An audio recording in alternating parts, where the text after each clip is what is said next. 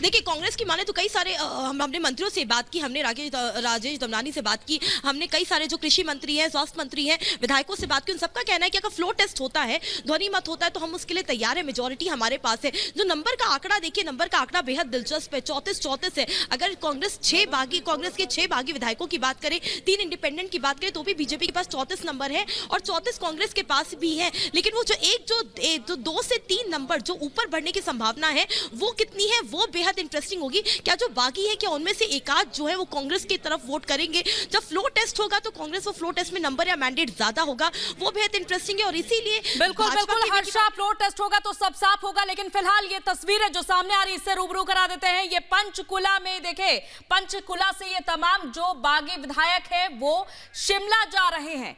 ये हेलीकॉप्टर इन्हें लेकर के शिमला जा रहा है और ये विधायक फिलहाल रुके हुए थे पंचकुला के एक होटल में। कुल मिलाकर कांग्रेस के 6 विधायक और बाकी 3 निर्दलीय यानी कि 9 विधायक हैं जिन्हें अब शिमला ले जाया जा रहा है।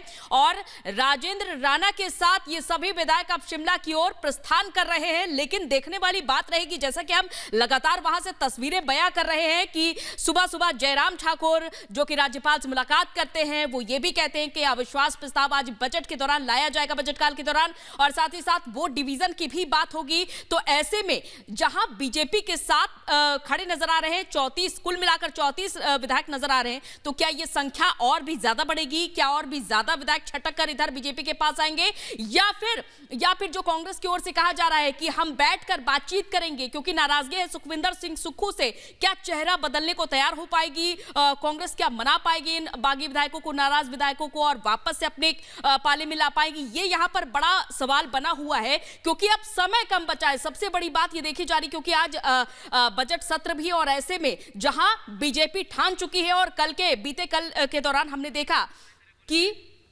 6 विधायक जो है वो उन्होंने क्रॉस वोटिंग की थी। गायत्री, बिल्कुल, तो ये एक्सक्लूसिव तस्वीर हम आपको दिखा रहे हैं, जो 6 कांग्रेस के विधायक, 9 निर्दलीय विधायक, सीआरपीएफ सिक्योरिटी इनको मिली हुई थी, पंचकुला में इनको ले जाया गया था। और अब यहां से ये बताया जा रहा है कि इस चार्टर्ड विमान के जरिए ये यहां से सीधे शिमला पहुंचेंगे, क्योंकि लगातार बीजेपी कह रही है कि बजट पर मत विभाजन होना चाहिए। राज्यपाल से भी मुलाकात की है बीजेपी ने, अल्पमत में है सुक्खू सरकार, ये कहना है बीजेपी का दावा है।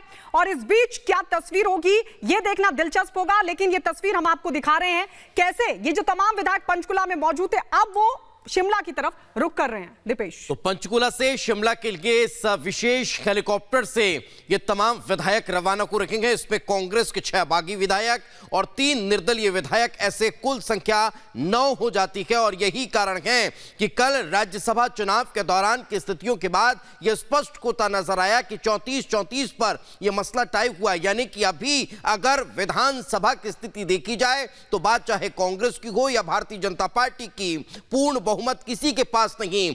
अब अगर बजट पर मत विभाजन होता है तो फिर यह स्पष्ट हो जाएगा कि आखिर विधानसभा की स्थिति क्या है। अगर मत विभाजन हुआ तो सुक्खू सरकार पर जिस संकट के बादल मंडरा रखे गए, वो बादल स्पष्ट तौर पर इस बात का निर्देश देंगे कि आखिर ये सरकार गिरती है, या फिर जो विधायक अभी बागी बनकर और भारतीय जनता पार्टी के प्रत्याशी को वोट कर जिताते नजर आए, वो क्या वापस कांग्रेस सरकार के पक्ष में मत करते हैं, या फिर नाराजगी जो है वो और ज्यादा विधायकों की खुलकर सामने आती है। तो स्पष्ट तौर पर यही कारण है कि बीजेपी आज इसको लेकर राज्यपाल से मुलाकात करने पहुंची थी। इस वक्त हमारी सहयोगी सुजाता हमारे साथ जुड़ चुकी है। सुजाता, एक बड़ी बात यहां पर स्पष्ट होती दिखाई देती है कि अगर विधानसभा में आज मत विभाजन बजट पर हुआ तो शायद अविश्वास प्रस्ताव की आवश्यकता भी ना पड़े और दूध का दूध और पानी का पानी हो जाए। सुजाता, बिल्कुल सही कहा आपने दीपेश, कि आज जो है वो पहली अग्नि परीक्षा है कल की हार के बाद सुक्खू सरकार के लिए।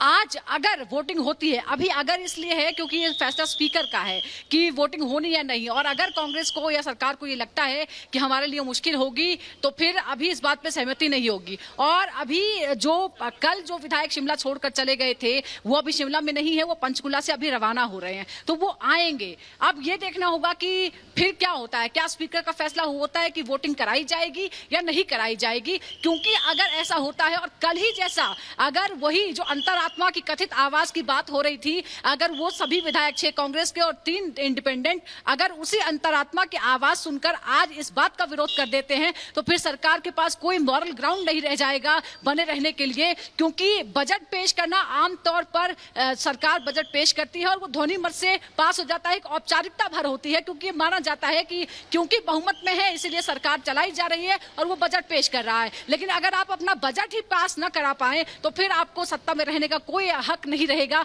और यही देखने की कोशिश है। और इसीलिए बीजेपी की ये कोशिश रही कि वो पहले ही दबाव बनाना शुरू कर दे कि पहले आप ये फ्लोर टेस्ट दीजिए और उसके बाद आगे की कोई कार्रवाई होगी। सुजाता, लेकिन एक सवाल खड़ा होता है, कांग्रेस कह रही कि वो जो विधायक है जिन्होंने क्रॉस वोट किया उनको अयोग्य ठहरा दिया जाए। अब 1:30 बजे कांग्रेस ने एक बैठक भी बुलाई है, आपको लग रहा है कि क्या इससे कुछ निकलेगा? क्योंकि क्रॉस वोटिंग उसके बाद तो साफ पता चल ही गया कि सुक्खू सरकार के साथ कितने विधायक हैं और कितने नहीं हैं। आपको लग रहा है डैमेज कंट्रोल अब हो पाएगा? बिल्कुल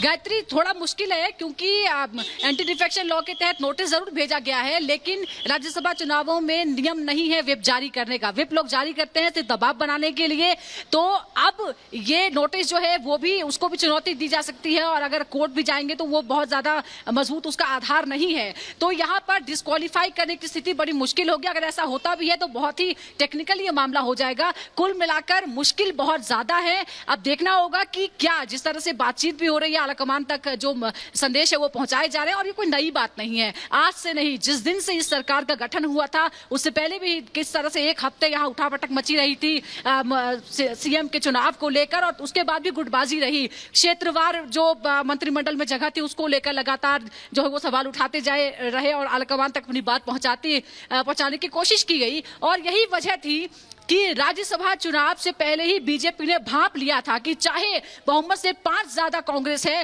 फिर भी उसमें खटास है, उसमें समस्याएं होगी। ऐन मौके पर हर्ष महाजन को उतारा जाता है जिसकी किसी को कोई उम्मीद नहीं थी, क्योंकि आपके पास 40 वोट है, आपको सिर्फ 35 चाहिए, आराम से अमर सिंह भी जीत जाते।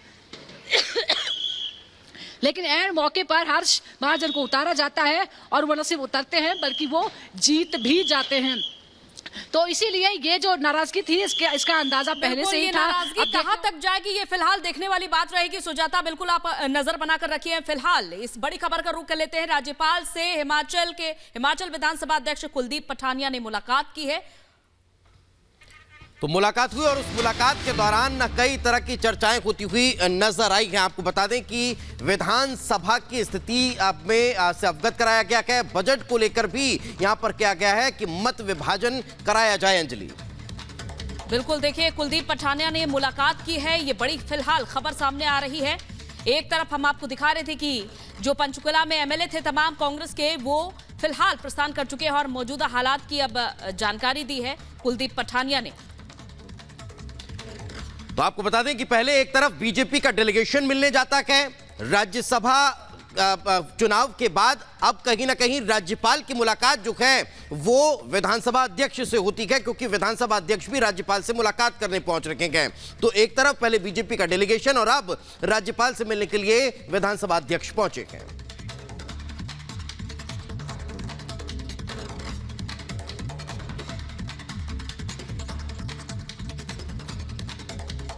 देखिए, ऐसा है, राजनीति में परिस्थितियां आती हैं, उन परिस्थितियों का मुकाबला करना होता है, और हम जो है स्थिति से बाहर निकलेंगे, ऐसा मेरा विश्वास है। कि राजनीति में सारे विकल्प खुले होते हैं, और ऐसा नहीं है, वो भी पार्टी के लोग हैं, पार्टी के चुनाव चिन्ह पे चुनाव जीत के आए हैं, बैठ के बात करेंगे, सारे विकल्प खुले। और ये तस्वीर हम आपको दिखा रहे हैं, देखिए पंचकुला से निकलने वाले हैं बागी विधायक अब निकल रहे हैं पंचकुला के लिए, पहुंचेंगे शिमला। ये तस्वीर हम आपको लगातार दिखा रहे हैं क्योंकि राज्यसभा चुनाव के बाद इन विधायकों को सीआरपीएफ सिक्योरिटी के साथ यहां पर लाया गया था, और उसके बाद कांग्रेस ने कई सवाल भी खड़े किए थे। लेकिन ये तस्वीर एक्सक्लूसिवली हम आपको पंचकुला से दिखा रहे हैं। पंचकुला से अब रवाना हो रहे हैं इस हेलीकॉप्टर के जरिए सभी बागी विधायक। हालांकि जानकारी तो ये भी कि 20 ऐसे विधायक हैं जो कह रहे हैं कि सुक्खू को बदल दिया जाए। आपको याद होगा जब मुख्यमंत्री पद संभाला था सुक्खू ने, उस दौरान भी कांग्रेस का एक तबका था जो सवाल खड़े कर रहा था। प्रतिभा सिंह का भी नाम सामने आया था इस सब के बीच, लेकिन अब एक बार फिर से बगावत देखने को मिल रही है। लेकिन ये बगावत कहां तक पहुंचेगी ये देखना दिलचस्प होगा। कल राज्यसभा चुनाव में वो बगावत कांग्रेस की खुलकर उस वक्त सामने आ गई जब बीजेपी के हर्ष महाजन जीत गए। बीजेपी के पास 25 वोट थे, बावजूद इसके कांग्रेस की तरफ से 6 विधायकों ने क्रॉस वोट किया और 3 निर्दलियों की तरफ से भी क्रॉस वोट किया गया, जिसके बाद हर्ष महाजन जीत गए।